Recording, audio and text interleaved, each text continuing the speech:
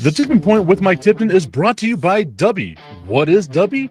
Dubby is a clean energy drink that is made to give you focus with no crash, jitters, or angst like those other energy drinks have.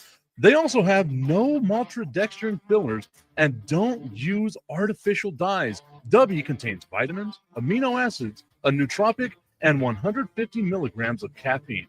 W's products are made in the USA in an FDA inspected facility that strictly adheres to GMP manufacturing guidelines. All of the flavors are unique and custom made by W, and you'll never taste our taste anywhere else. The best part about it is they're affordable. W's drinks come out to about $1 per drink, much cheaper than Starbucks or any of those canned energy drinks. To learn more, visit w.gg.com/mrtipton33 and place your order today. Use promo code MrTipton33 and save today. W Energy, be better. Are you a fellow car guy? I have a 2008 Ford Mustang GT convertible, and nothing makes me happier in that car than when it's nice and clean. And you know who helps me get there? RevAutoCarCare.com. They help me get that pony looking as nice and shiny and ready for any of the car meetups that are all around the great city of El Paso. Spoil your car and go to RevAutoCarCare.com/Tipton and view all the inventory they have and find out what works for you to help make your ride shine. RevAutoCarCare.com/Tipton. Use promo code Tipton33 at checkout to save 15%. We all know there's hundreds of betting sites out there, but don't be fooled. Some sites are legal in some states only. Some sites pay in Bitcoin, and some sites have even been hacked. BetUS, however, has been in business for over 30 years. Future bets are paying out in the thousands, and if you act right now, you can still bet on the biggest games in sports. Visit BetUS.com, or you can click the link at nessp.info. BetUS, check it out and bet responsibly. What's going on, everybody? I want to tell you about my new friends over at Cleverman. Visit them online at thecleverman.com. What they gave me was the energizing face and beard scrub along with the Cleverman face scrubber. And trust me when I say this, the energizing face and beard scrub smells amazing. Combining it with the face scrubber, making sure that your boy was looking as good and sexy as possible, opened up a whole different sensation in my face that I haven't ever felt before. I felt so clean, so fresh, and so clean, like Outcast said, and it helped me feel like I was ready for my day. Make sure you visit them online at thecleverman.com and follow them on Instagram at clevermannyc. The link is up in my bio if you want to check out all the amazing products they have. Visit them online, thecleverman.com. This is Mike Tipton from Tipton Sports Broadcasting, inviting you to join us on Tuesday, June 10th at Buffalo Wild Wings, 655 Sunland Park Drive on the west side of El Paso for all-you-can-eat wings. As a big fat guy, you know I'm going to be stuffing my face, so why not join me and Brandon the Iceman Cone for all-you-can-eat wings? Be sure to tune in to Fire and Ice every Saturday as we talk sports or anything else that might come to mind. At B-Dubs, enjoy the $4 house beer Wild Herd, $5 Bud Lights, and $6 Voodoo Rangers. And take advantage of their $4 Fireball shots. Fireball. Happy hour is Monday through Friday from 3 to 6 p.m. Be sure to try the delicious new sandwiches like the beer cheese cheesesteak and chicken parm melt. Plus, all-you-can-eat wings Monday through Thursday until June 26th. $24.99 for bone-in wings, $19.99 for boneless wings, and the fries are included. All you can. Look, I can't help but think that now might be a good time for a little fire and ice. Please. Do not know it's never a good time for fire and ice. What happens when you mix fire and ice? Warm water, baby. It's bubbling, baby. Warm water.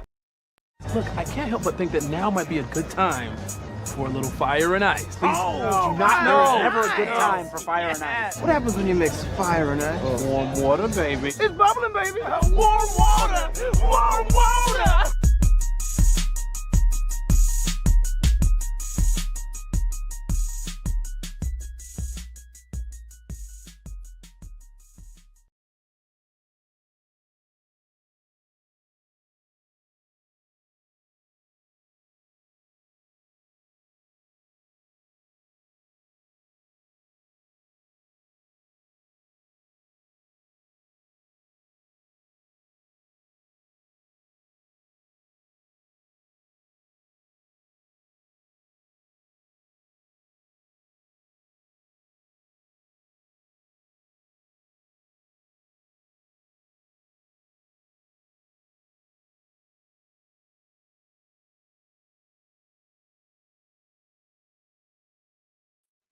Well, Brandon, we'll just get it started that way because that was weird of everything that just happened right there. It is Fire and Ice. Mike Tipton, Brandon, the Iceman Cone, hanging out with you here at Buffalo Wild Wings, 655 Sunland Park Drive. In just a second, we'll have some of the specials and all the cool things that they've got going on. Obviously, you know that over here with Fire and Ice on June 10th, we will be live.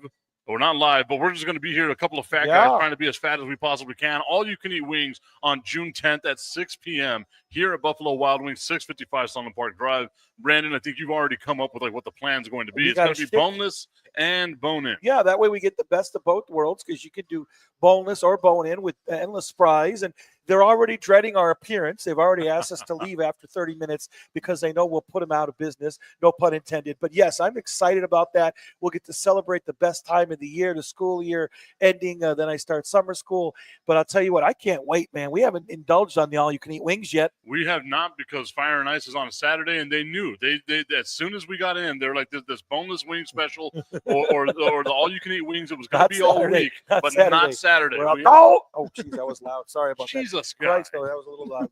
No, that's better. Yeah, we were a little, upset about that, but we made sure that we were going to get and be able to take advantage of this shtick prior to its departure. I think it's like June 26th or something like that. June 26th will be the last day for the all-you-can-eat wings. That's why we're doing ours on June 10th, making sure we've got everything covered here, covered all our bases and all that stuff. Brandon, we'll talk more about the specials and everything that they've got going on. Obviously, the $4 Wild Herd, the $5 Bud Light, and then, of course, the $6 Voodoo Ranger as just some of the daily specials that they always have here at Buffalo Wild Wings. But, Brandon, we're in the middle of what's been a pretty fun NBA Eastern Conference final. And later on today, you're going to have the Knicks and the Pacers, Game 6 in Indiana. The Pacers have been doing a fantastic job of basically, controlling the pace, doing all the stuff that they're supposed to do with the against the New York Knicks. What have been your thoughts on this series? And then, of course, we'll talk a little bit later on about Minnesota and Oklahoma City. Oklahoma City looking absolutely dominant. But let's talk about the Pacers and the New York Knicks for now. Well, it looked like it was just going to be one of those series where, Indiana was going to cruise to a victory. But you have to give the Knicks a lot of credit. I mean, 3 20-point plus comebacks in this postseason, and none biggest than, the other night when they were able to get a little closer. And now you go back to a hostile environment, but they've proven they can win there. And look, it's all Brunson. I mean, it's all Brunson. And it's, look, who can outcoach who? And I like Tibbs. I think he's a good coach. I liked his track record with the Bulls in Minnesota. And I feel that the Knicks are going to be able to go in to Indiana and tie up the series at 3-3 and force a Game 7 for Monday night at the, which should be an epic show down there at the Garden. That's what I'm kind of leaning towards at this point. There's a part of me that thought, Brandon, that the Indiana Pacers were going to go into Madison Square Garden on Thursday in Game 5, and they were going to dominate that game because you can't play with your food. If you're the team with a 3-1 lead, you got to do what Oklahoma City did. You got to close it out because you're just letting Oklahoma City sit there and rest. Oklahoma City has no injuries. Oklahoma City is the perfect team this year, right? A 68-win team, best defense in the NBA, one of the top 5 offenses in the NBA. You're just letting them sit there and game plan for whatever and get more information on you, the more they can. I felt like Indiana was going to go in there. They were going to handle their business. And what happens is they just get their ass handed to them. Right. Like, and the New York Knicks are a weird dichotomy. Defensively, they're a flawed team, a very flawed team. The New York Knicks are on the defensive side, but they're a very potent offensive team, which is why we've seen this series be so back and forth with the way that some of these games have gone. Right, like the Knicks can have a lead, the Pacers come back, they win.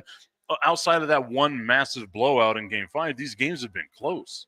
Right, like we're talking about one bounce away where Halliburton shot in Game 1, which feels like it was forever ago. If it goes over the backboard and doesn't swish in, we're talking about a 3-2 series lead in favor of the Knicks right now. Absolutely. Right? Like that's kind of what it is that we're talking about.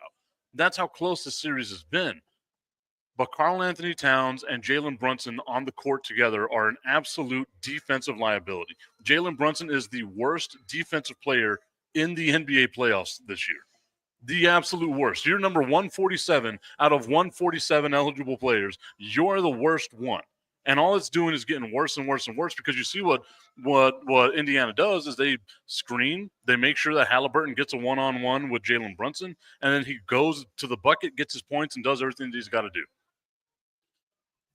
I felt like Indiana was going to do it, but you saw the immaturity of this team. The first time we've been here, we haven't really been in this type of position. Like we don't know how to close these games out, and I have this sickening feeling now that it's going to go to a game 7. Mm-hmm. And if it goes to a game 7, I can't see how New York loses. Yeah, I mean, again, you want to talk about a big momentum switch. I mean, when you're down 3-1, and we've seen this happen before, and you end up winning those consecutive games, and especially one of those games is on the road. I mean, I know there's a daunting statistic. I think the word is that not vaunting, but that the game 6 winner has won the series in the past, something like 80% or more. So in NBA history. And again, I feel that the Knicks have all the proponents to be able to win this series. And, most importantly, their ability to never be out of a game has proven that their resiliency has just been absolutely tremendous. And I mean, look, will I be surprised if Indiana is victorious tonight? No, not at all. Just because they are a really good team. They've proven they can win some big games.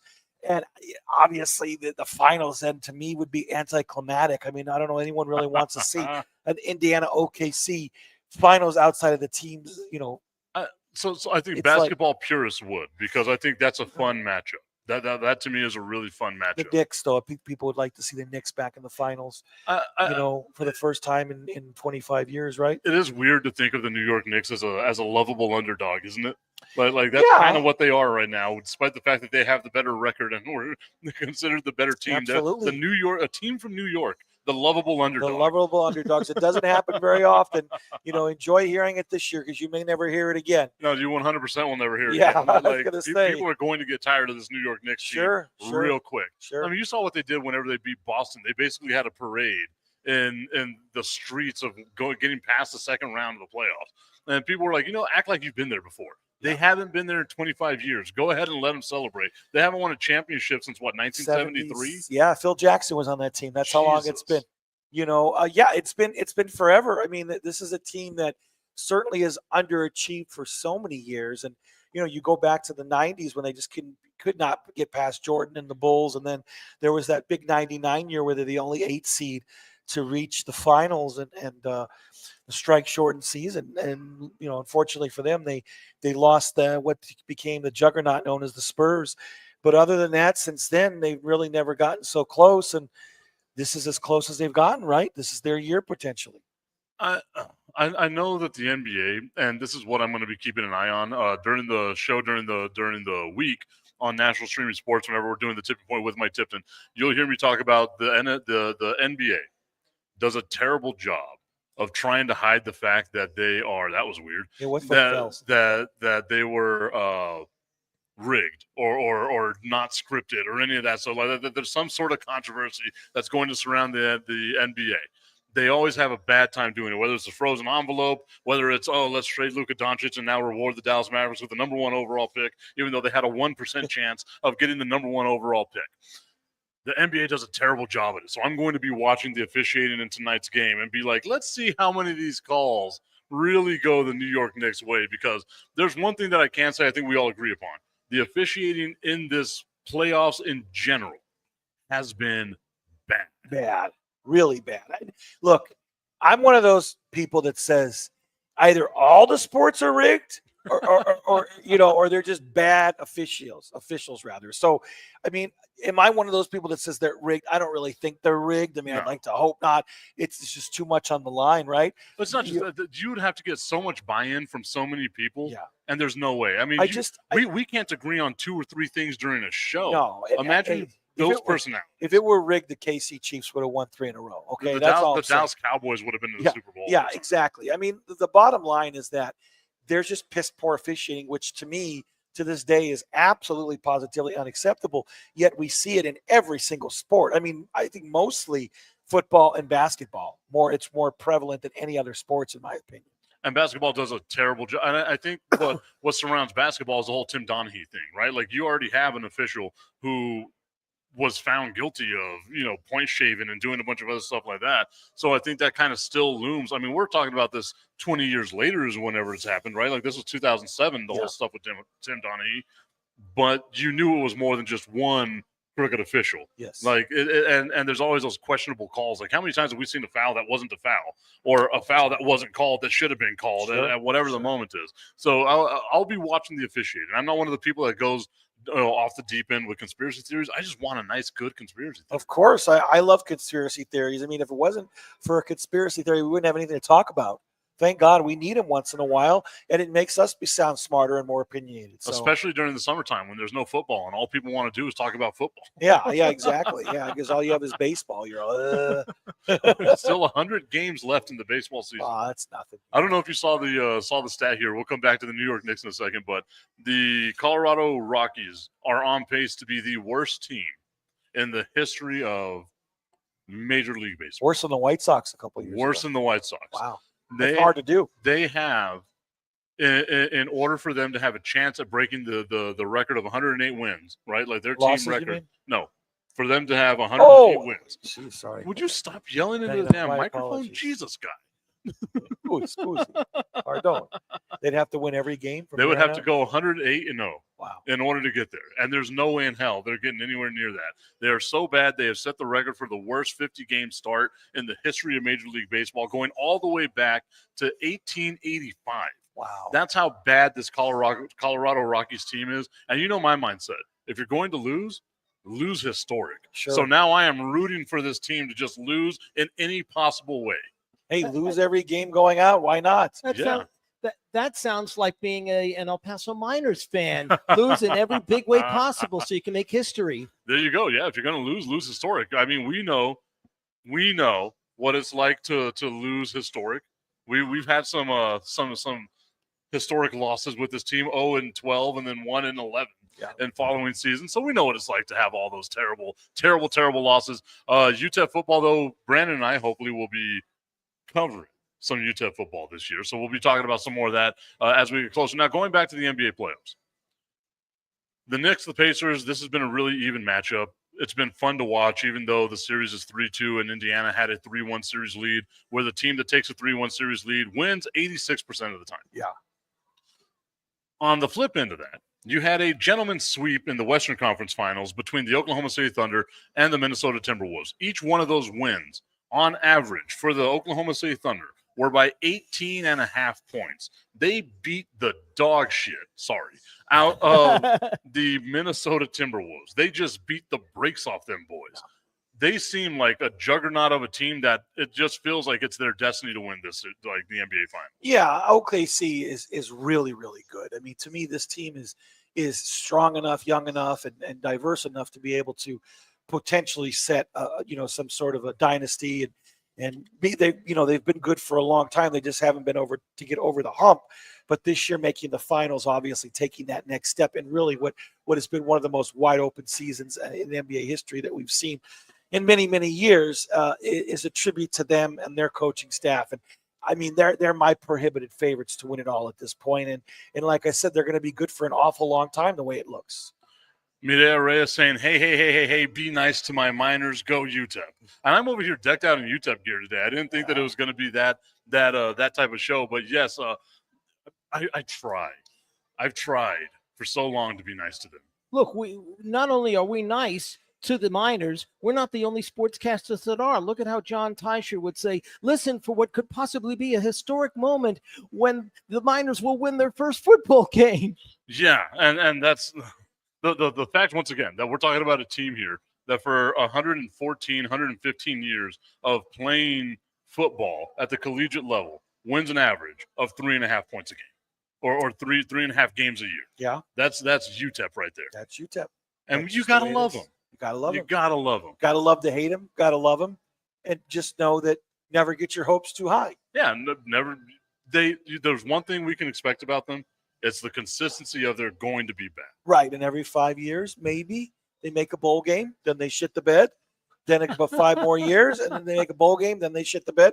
but that's usually the way it works, and you just got to get used to it. And hopefully this year we can break that trend, win ourselves a bowl game. That'd be nice. We'll talk more about UTEP football as we get closer to UTEP football. The fact of the matter is that now we're in June. Yeah, almost tomorrow. Yeah, 1 day away. Sorry, nerds. Sorry that I messed up your schedule. But we're about to be in June, and football starts in August. Yes, it's right around. It's right there. It'll be here soon. It's like 100 less than 100 days till the season kicks off in late August. Yes, that's what I heard the other day. So yes. Excited about the second year of the Walden era.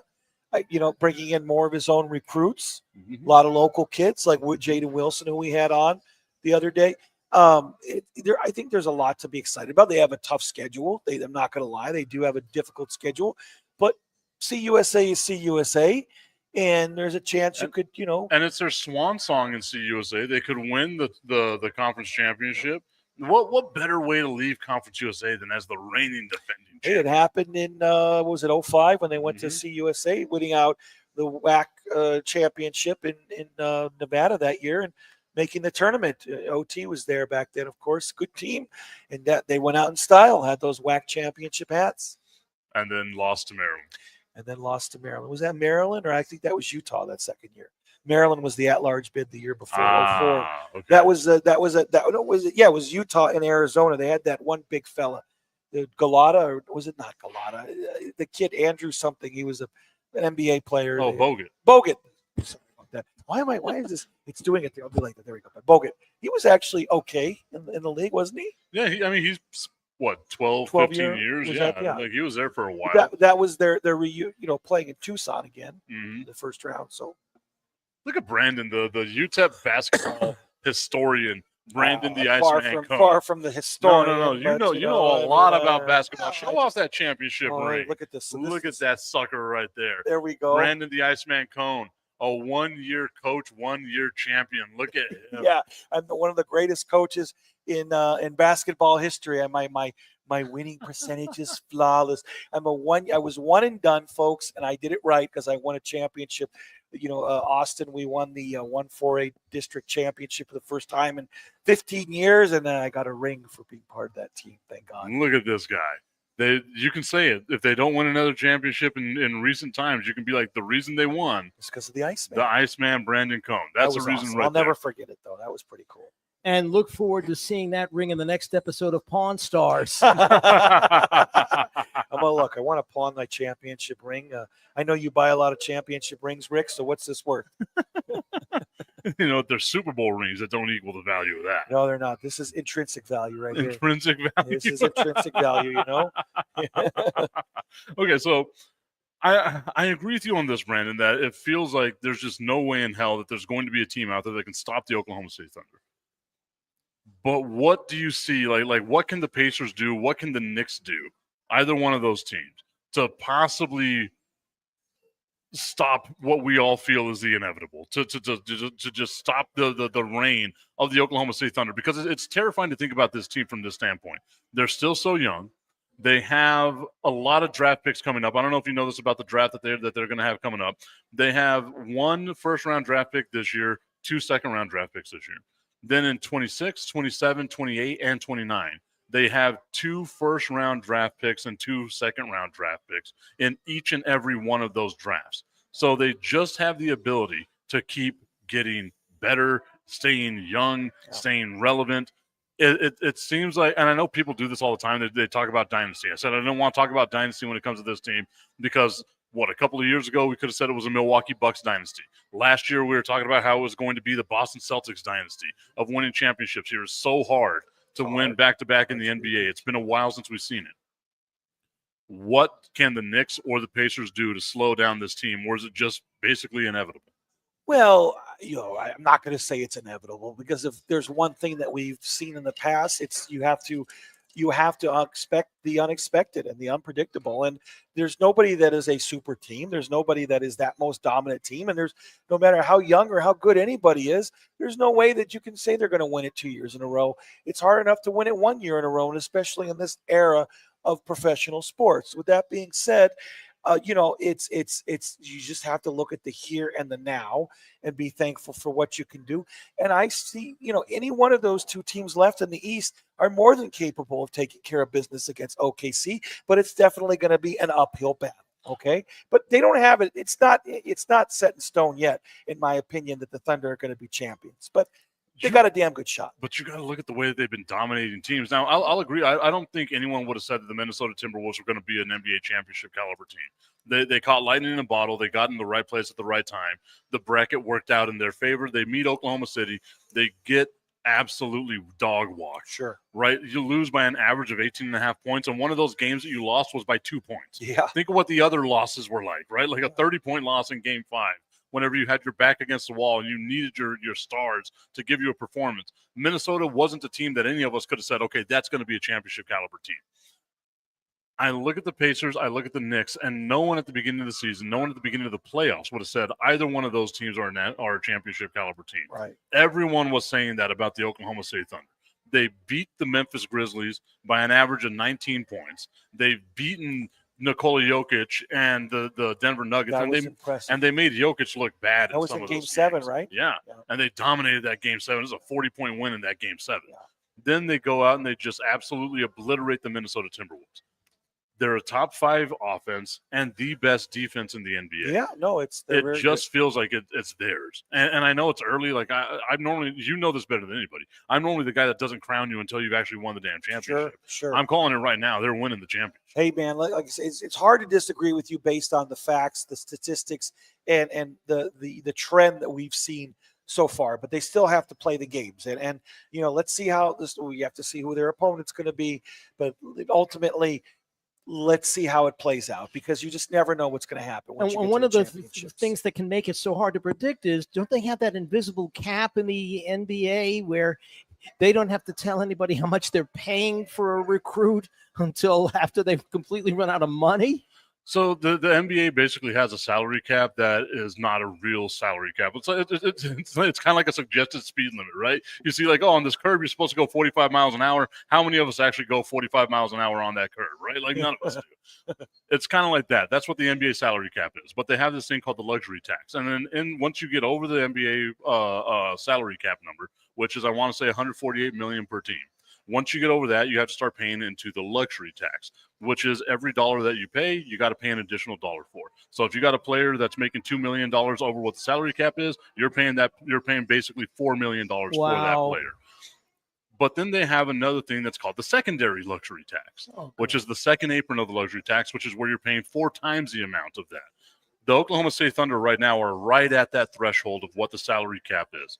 So now they have the ability of, once they win championships, once they get the revenue that comes in from these deep playoff runs, of being able to start paying into that luxury tax to see how long they can do it. The only thing is that if I'm an Oklahoma City Thunder fan, I'm armed with history of seeing that they had a team with Kevin Durant, with Russell Westbrook, with James Harden that made it to an NBA Finals. Sure, they got their ass kicked by the Miami Heat and LeBron James, but as soon as they lost, that owner said, I'm not paying these players, and blew the whole thing up. Whoa. Are they going to do that again? Because we know there's one thing about owners is they're very consistent on what they're going to pay. I mean, look at the Tampa Bay Devil Rays in baseball. Wow, I went old school calling them the Devil Rays. Look at the Tampa Bay Rays in baseball. Look at what we've, everything that we've seen in recent memory, right? That's going to be the issue with the Boston Celtics, why this whole dynasty with them is blown up. This was their last year to win with this core, because they're already at that second apron and they just sold the team. So the new ownership isn't going to want to pay $600 million in salaries for one season. Like that's just absolutely asinine. So the Oklahoma City Thunder, that's got to be your major question is the owner going to be willing to pay with this invisible salary cap that no one really gives a damn about, because you can go over it?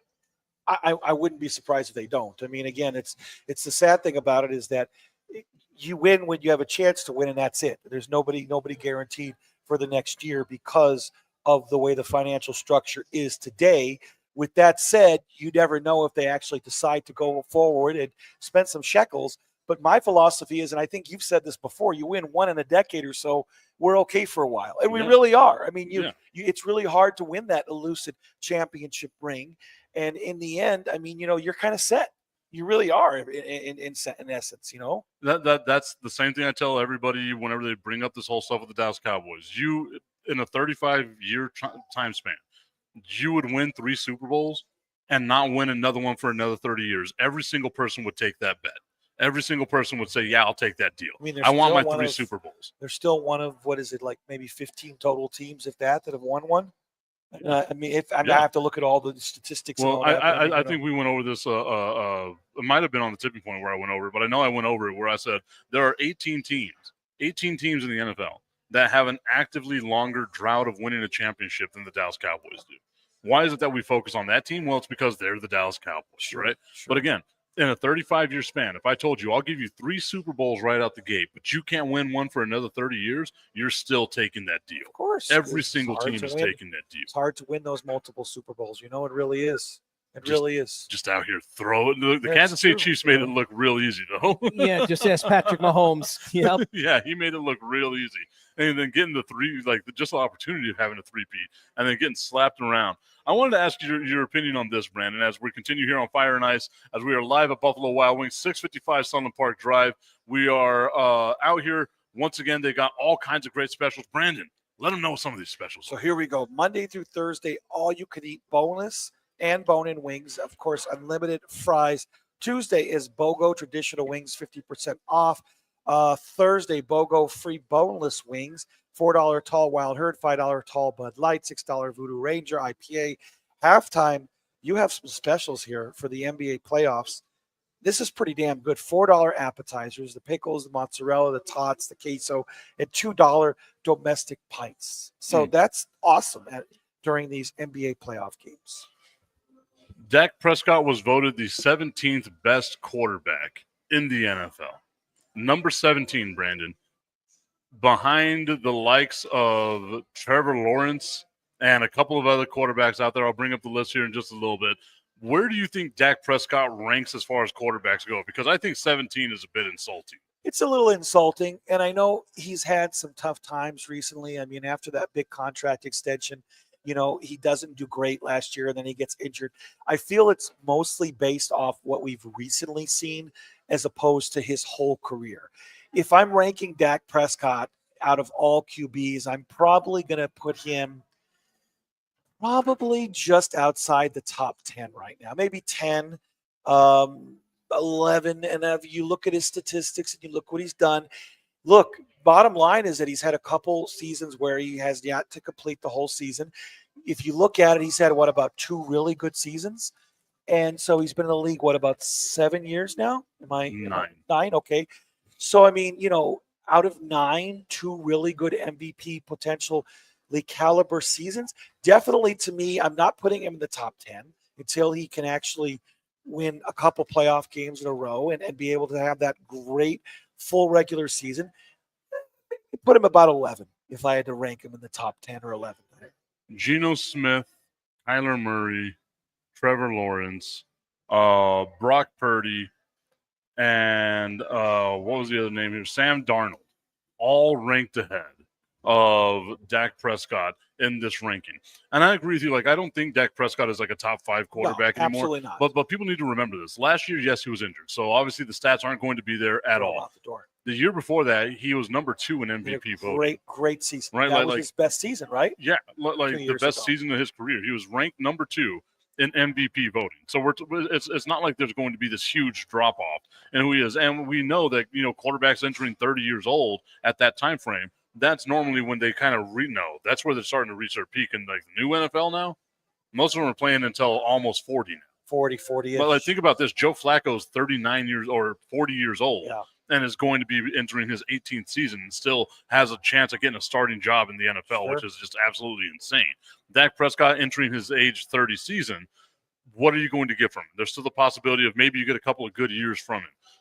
I just can't put him over Patrick Mahomes. I can't put him over CJ Stroud or Lamar Jackson or Joe Burrow, or even Josh Allen. Obviously. Right? He's not going to be in that caliber. But it's not insane to say that he's in that second tier. And putting him at 17 is Lawrence, insane. come on. Lawrence. Yeah, Trevor Lawrence hasn't done Murray. anything. I mean, Murray hasn't done anything. Nothing. Geno Smith. Geno Smith, not a damn thing, really. I mean, look, Brock Purdy, yes, he's been in, 2 Super Bowls, great quarterback, good regular season QB. Yeah, Purdy's better than he is, in my opinion. But, again, it's a subjective argument. I mean, really, it's more of a fan-based argument.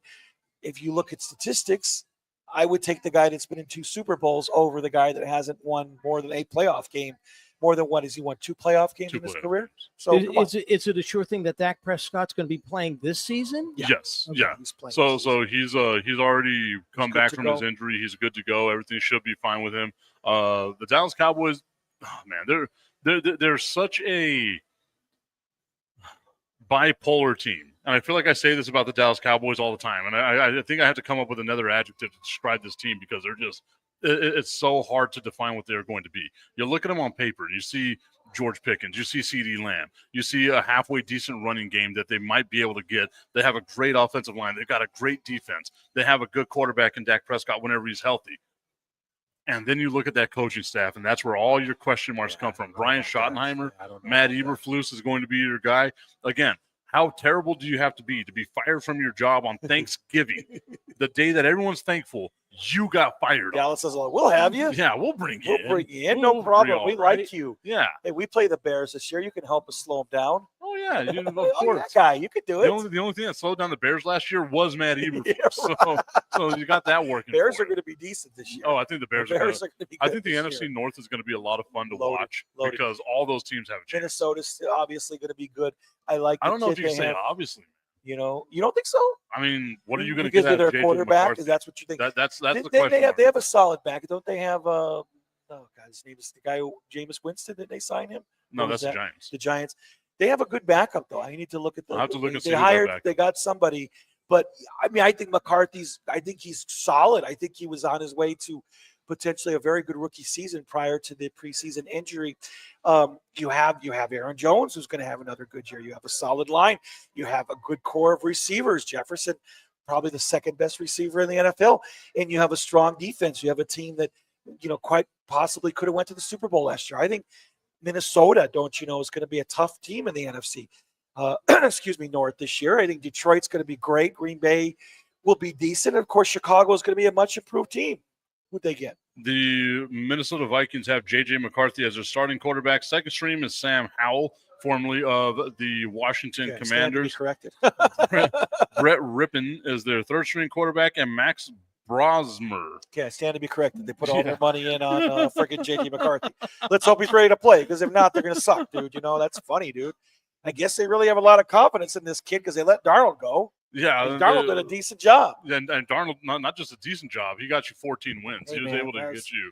He was able to get you everything that you need. Could have hosted could have gone through the Super Bowl.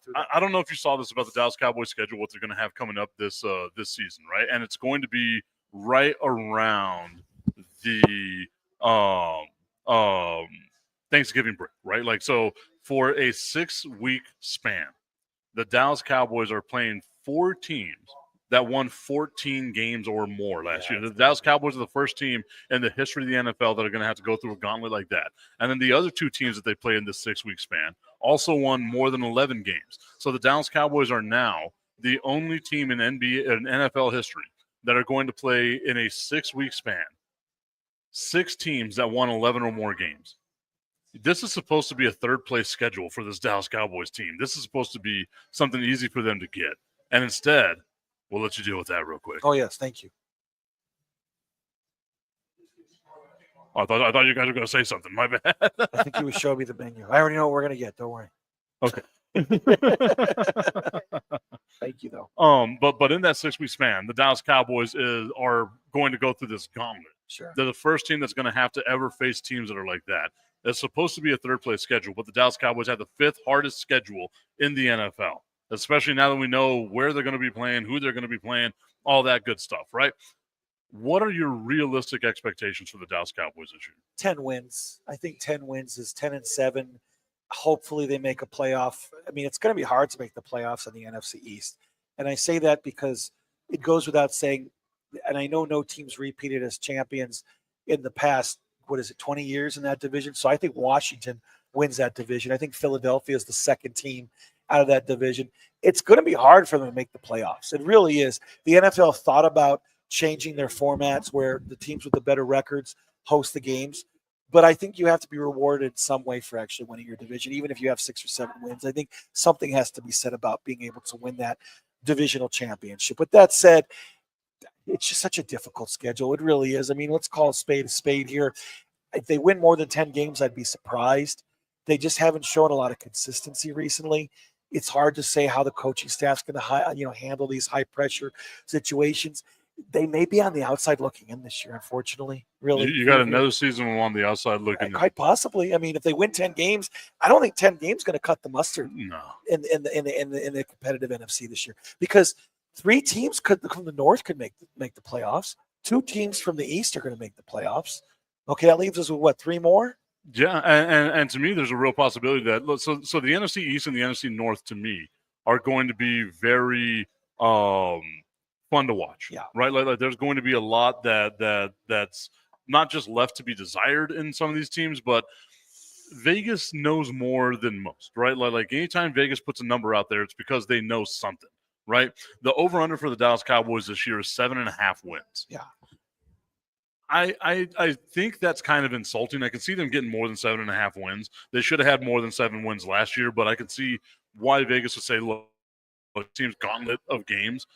But I can see them being anywhere from a 10-win team to a 13-win team, just depending on how the ball bounces. But I can also see them being a 6-win team. Sure. I mean, because you just don't know. You improved your offensive line. You added another star receiver. You have a kid, Gentry is his name, right? The running back they drafted, who's supposed to be pretty good. Blue, excuse me. And he's to be proven, but he should be pretty good, supposedly. He's going to be their starter. Mm-hmm. Not a lot of depth at the running back position. I think they do have depth. You have Williams that you got from Denver, Javonte Williams that you got from Denver. He's okay. And you got Miles Sanders. Yeah. And both of them are okay. They're okay. They have okay. They don't have a stud of running backs. It's better than what they had as backups last year. Their running backs were garbage last year. Defensively, I think they've improved. They've filled in some big voids. Look, we know this team can be good, okay? But again, they play in such a tough division.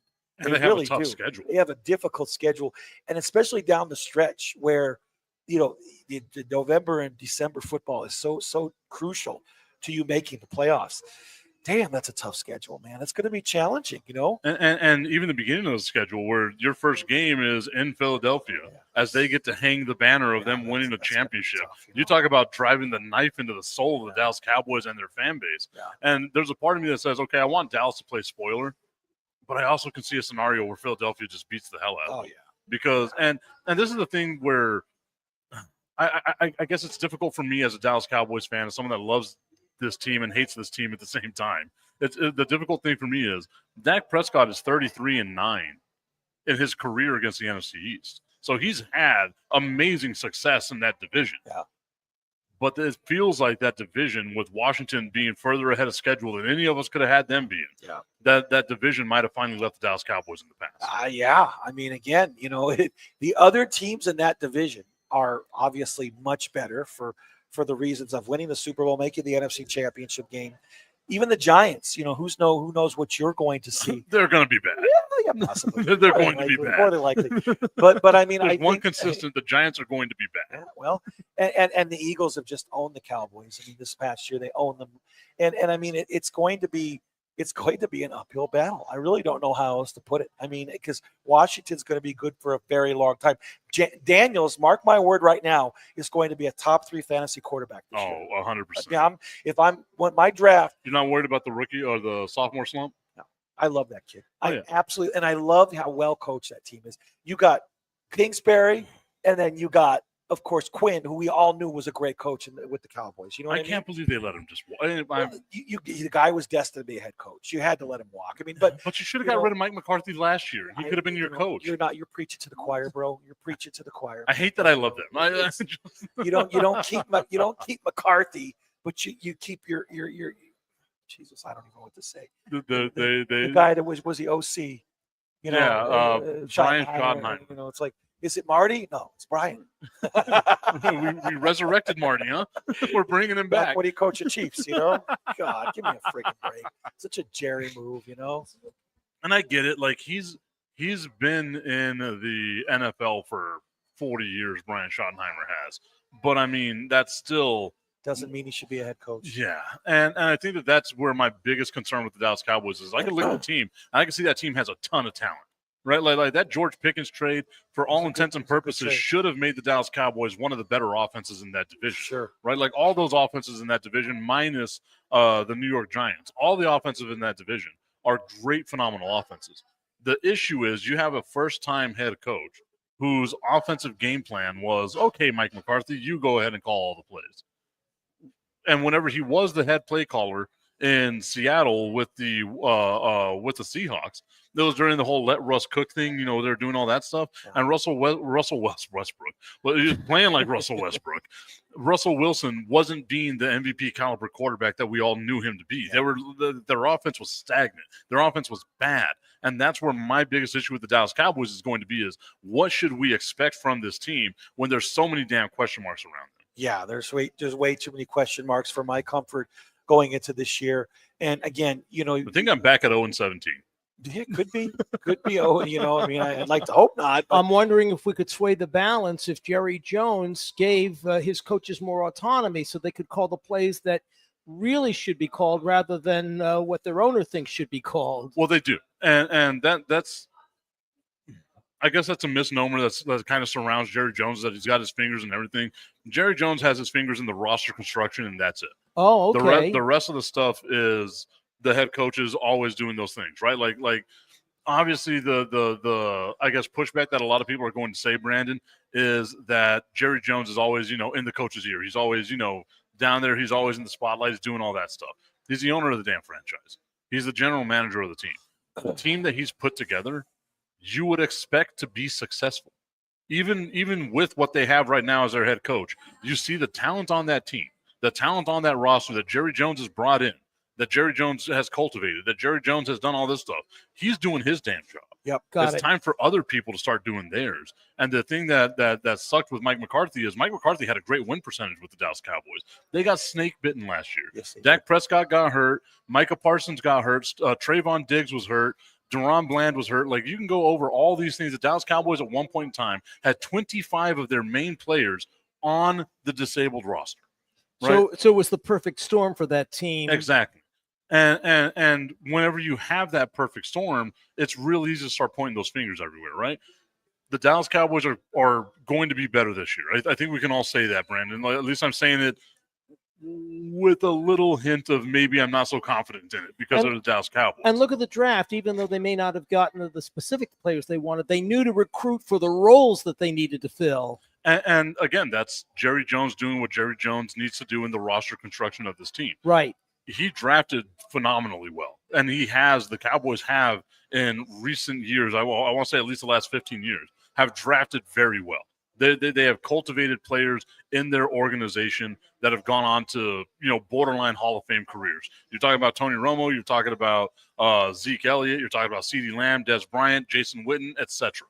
Right? Like the Cowboys have done well in player development. Yes. And over the last decade, you can sit there and look at the roster of this team and each year say to yourself, man, that's a playoff contending team or a Super Bowl contending team. They just, for whatever reason, shit the bed when it matters the most. Unfortunately, and that's you know what your legacy is built on. I mean, and whether or not you're able to win in the clutch, and they have been the most anti-clutch team that I could think of really in so many years, and that's the saddest part about it. Is how look, Tony Romo, who is so incredibly knowledgeable about the game, you know, didn't they nickname him as the glass quarterback because of his being injury prone?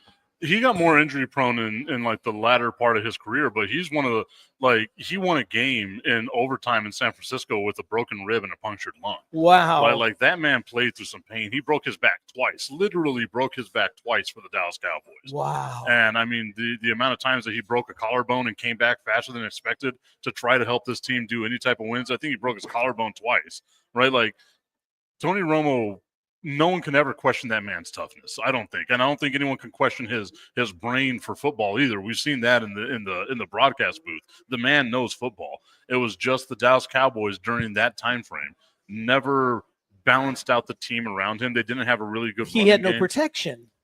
They had a great offensive line. Oh, okay. They had great offenses. They just didn't have a running game, and they didn't have a defense. That was always their thing. Like the game that always sticks out to me, and Brandon, you can attest to this one. I want to say it was 2015 or 2013.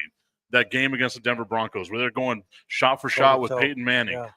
Shot for shot with them. The Dallas Cowboys scored 48 points. The problem is they gave up 51. 51 points. That was a Cowboy. That was at AT&T Stadium too. Yep. I remember that. It wasn't that the year. That was the year the Broncos won the Super Bowl. Exactly. Hell of a year. You had Franken Manning out there held together by duct tape and bubble He gum. still got it done. Yeah. He still got it done. It was a Still good got it game. done. Wow. That was his last year. Yeah. What a year to go out. He even had that rushing, that long. It was like he ran further to the side and to the back than he had to go forward. Yeah. But he faked out everybody. And Franken Manning. That's awesome, dude. Yeah. I Wow. mean, he was, again, nuts and bolts were holding You this know guy what? You together. know what that Franken Manning showed is at least the generation that never got to see him with Indy. They got to see, how good he was. He was like the MVP his first year in Denver.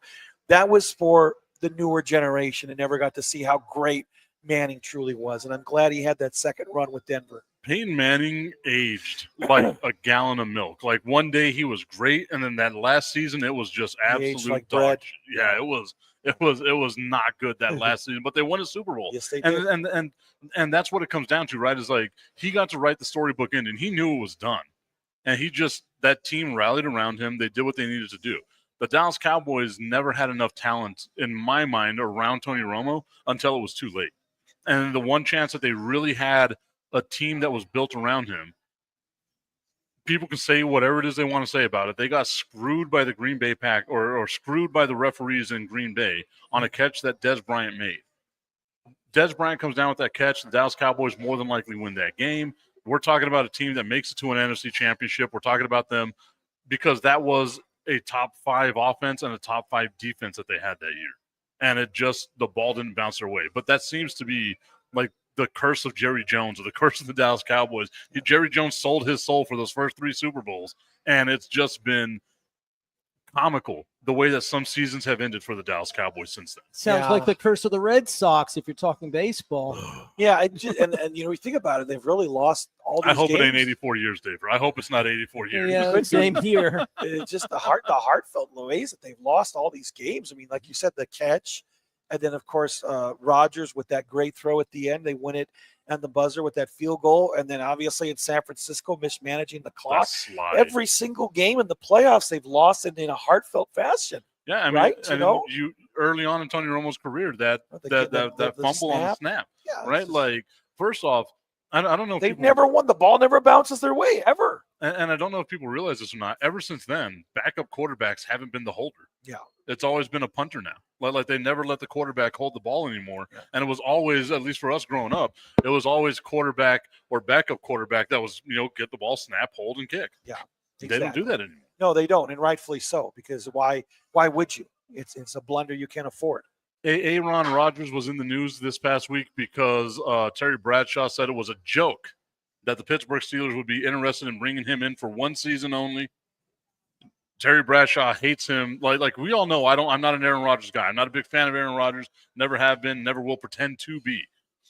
Terry Bradshaw is worse about it than I am. He's loud about it as well. He does not like Aaron Rodgers. I was talking about this on the show the other day, Brandon. It kind of sucks for a guy like Aaron Rodgers, who we can all say is unequivocally a really good quarterback, great quarterback even, that he doesn't get to write his ending. Instead, he's forced out because he became this weirdo dude. Yeah, it's sad. It is. It is sad because, a lot of the greatest quarterbacks of all time at least go out on their terms. I mean, Joe Montana with KC. You look at the likes of, you talked about Franken Manning. I mean, it's true. I mean, you see them usually go out in a blaze of glory. They're really, even if they change teams. Tom Brady, he wins the Super Bowl with Tampa Bay. It makes it back to the, NFC Championship, whatever it was. But long story short, the better days of him are behind him. And I think that ultimately his mediocre attitude has caught up to him, and people just don't want to deal with it anymore. And therefore, he may not be playing ever again. You've seen over the last couple of years that the talent isn't worth the headache. No. And that there's always a point for that, right? Like, you'll put up with Antonio Brown as long as he's continuing to give you whatever he's giving. How much talent does he really have anymore? Exactly. It's questionable. Exactly. So that's the reason why it's so easy to say you move on from Aaron Rodgers. Think about this: the Pittsburgh Steelers were like, "Yeah, we're interested in you, Aaron." they do something with Aaron, and then they say, we'll stick with Mason Rudolph. Yeah, that speaks volumes right there when you're choosing a kid named Rudolph over Aaron Rodgers. Good holiday quarterback. But I mean, I just, must show you what he's really much a pain in the ass he really is. Mason Rudolph is best known for getting his helmet ripped off of him by Myles Garrett and then getting beaten with that same helmet. I remember that. Good old Rudolph.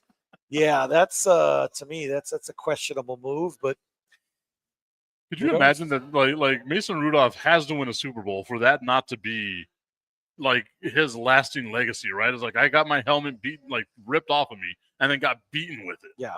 Right? Like it's kind of like the Danny Werfel where they got the face mask and turned it around on him. Yeah, I remember that. Oh boy.